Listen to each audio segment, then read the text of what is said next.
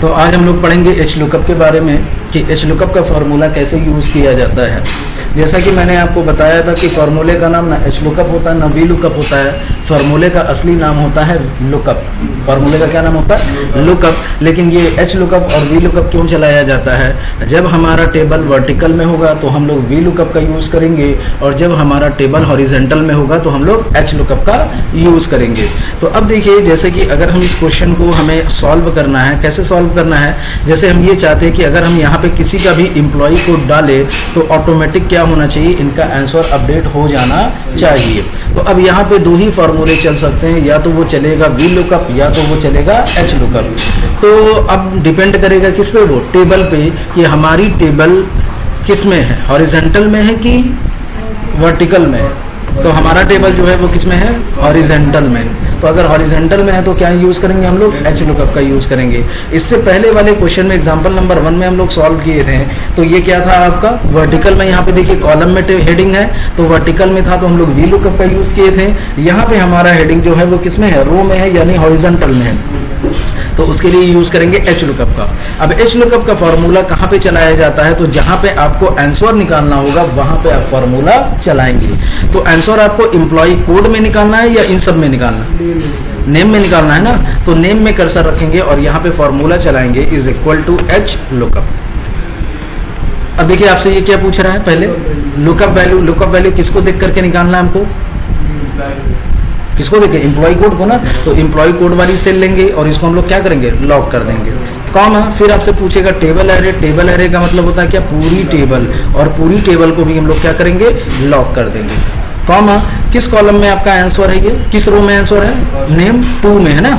तो यहाँ पे टाइप करेंगे क्या? 2,0। एंटर कर देंगे और इसको हम लोग ड्रैग कर देंगे। जब ड्रैग कर देंगे तो सब में नॉट अप्लीकेबल आएगा। क्यों नॉट अप्लीकेबल आएगा? क्योंकि आपका एम्प्लॉय कोड में किसी का नाम नहीं है। यहाँ से किसी भी एम्प्लॉय कोड को हम लोग क्या करेंगे? कॉपी करेंगे, और कॉपी करने के बाद यहाँ पे पेस्ट करेंगे तो ये आंसर आ जाएगा। लेकिन आंसर में भी सबका नाम क्या आया? सब में आंसर क्या है? संजय ही आया है। क्यों संजय आया? क्योंकि आपने कॉलम इंडेक्स यानी रो इंडेक्स नंबर में क्या बताया? 2। यहाँ अब डिपार्टमेंट भी 2 में ही है। डिपार्टमेंट किसमें है? 3 में है ना। तो यहाँ पे आपको डबल क्लिक करना है और 2 की जगह क्या कर देना है? 2 की जगह क्या कर देना? 3। एंटर करें, आ गया। फिर उसके बाद डेट ऑफ ज्वाइनिंग किसमें है? 4 में है, तो इस पे भी डबल क्लिक करेंगे और 2 की जगह यहाँ पे क्या कर देंगे? 4 कर देंगे। उसी तरह बेसिक पे भी क्लिक करेंगे और क्लिक करने के बाद यहाँ पे क्या कर देंगे हम लोग? 5 कर देंगे। ये आपका आंसर आ जाएगा। कभी कभी क्या होगा, ये डेट ऑफ ज्वाइनिंग आपका नंबर में आएगा, डेट में नहीं आएगा। किस में आएगा?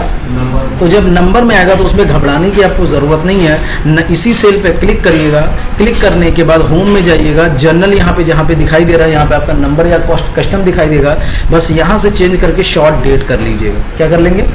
अगर नंबर में शो किया तब, डेट में शो करेगा तो करने की जरूरत नहीं। चलिए नेक्स्ट देखिए, हमारा क्वेश्चन है एग्जाम्पल नंबर 3। एग्जाम्पल नंबर 3 में देखिए आपके पास ये प्रोडक्ट ABC है। इसमें स्टॉक दिया हुआ है 35, 48, 88, और इसका स्टॉक का जो यूनिट है ये फीट में है, ये किस में है? MM में है, और ये आपका इंच में। और यहाँ पे हमें स्टॉक की वैल्यू निकालनी है। क्या निकालनी है?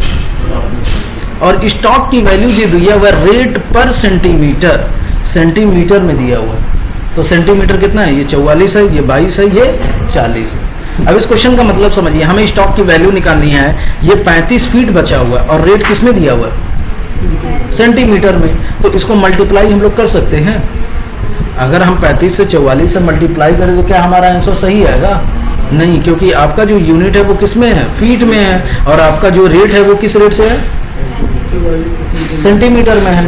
तो फीट और सेंटीमीटर कभी भी मल्टीप्लाई नहीं हो सकते हैं। होने को तो हो जाएंगे लेकिन आपका आंसर गलत आएगा।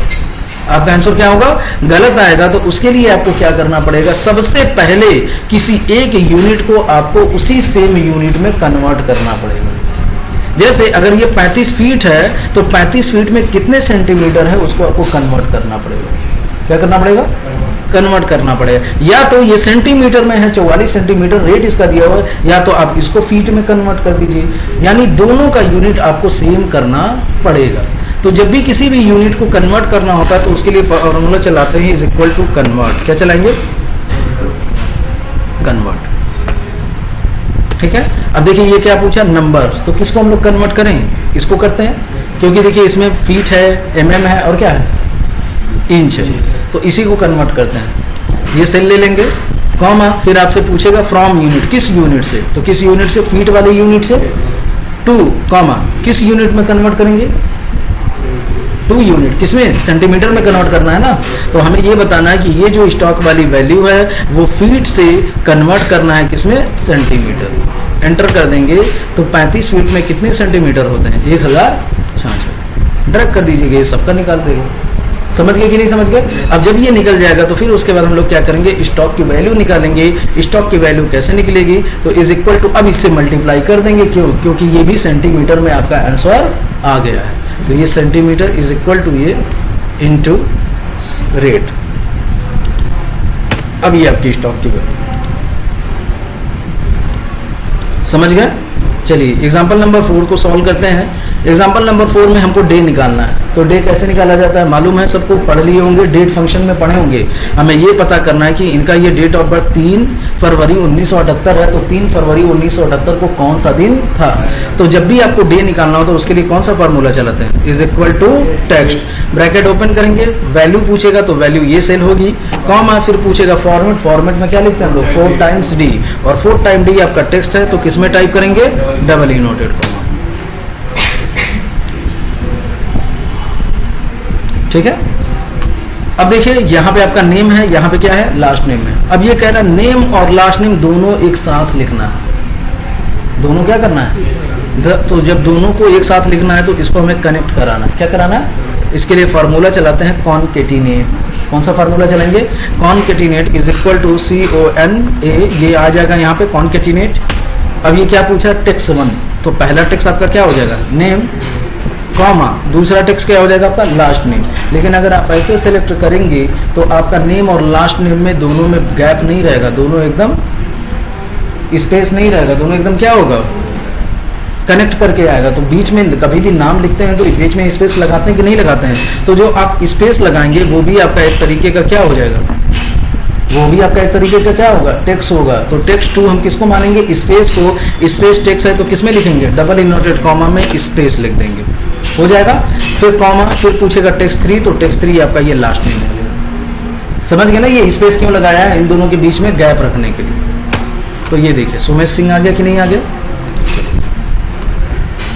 अब देखिए हमारा नेक्स्ट क्वेश्चन है नेम इन ब्लॉक लेटर। अब क्वेश्चन को ये कह रहा है कि इसको किस में लिखना है, ब्लॉक लेटर में लिखना है। तो ब्लॉक लेटर में लिखने के लिए आपको क्या करना पड़ेगा, यहाँ पे देखिए सब के सब किस में है, पहला लेटर कैपिटल में, बाकी सब किस में है, स्मॉल में है। हम चाहते हैं कि सारे के सारे लेटर कैपिटल लेटर में हो, तो उसके लिए फॉर्मूला चलाते हैं अपर। क्या चलाते हैं, is equal to upper, bracket open करेंगे, टेक्स्ट पूछेगा, यही टेक्स्ट सेलेक्ट कर लेंगे। ये देखिए सबके सब कैपिटल लेटर में हो गए कि नहीं हो गए, ठीक है।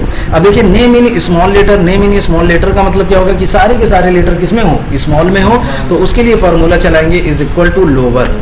क्या चलाएंगे, ये कैपिटल वाला ले लेते हैं, एंटर करेंगे तो देखेंगे सब के सब किसमें है, स्मॉल में। फिर एक होता है name in proper letter. Proper letter का मतलब क्या होता है कि जैसे हम लोग अपना नाम लिखते हैं कि हर एक वर्ड का पहला लेटर किसमें हो, कैपिटल में, ठीक है। तो उसको हम लोग बोलते हैं प्रॉपर लेटर। तो प्रॉपर लेटर के लिए फॉर्मूला चलाएंगे is equal to proper, bracket open, यहाँ पे क्या पूछ रहा है, टेक्स्ट, टेक्स्ट ये सेलेक्ट कर लेंगे। तो इसमें देखिए सोमेश का एस, सिंह का एस, दोनों कैपिटल में है कि नहीं है, तो इसको हम लोग क्या बोलते हैं, प्रॉपर लेटर। क्या बोलते हैं,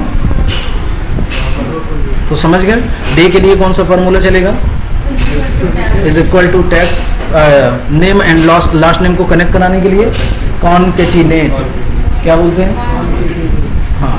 फिर उसके बाद ब्लॉक लेटर में लिखने के लिए अपर, स्मॉल लेटर के लिए लोअर, प्रॉपर लेटर के लिए प्रॉपर।